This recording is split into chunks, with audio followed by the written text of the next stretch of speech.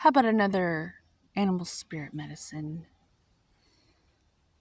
The crocodile.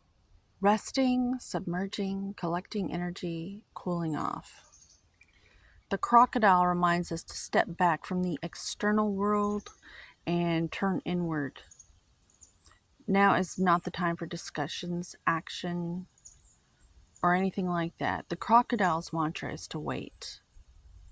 Be very patient and grab what you need to survive.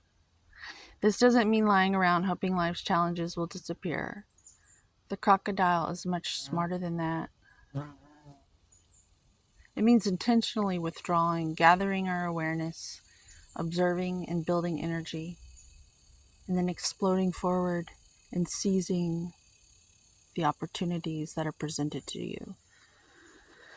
Fill up the vital reserves so your next move comes from a place of wisdom and power.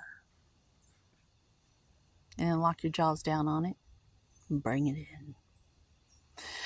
When in balance, wise, patient, a silent powerhouse to bring your inner crocodile wisdom on.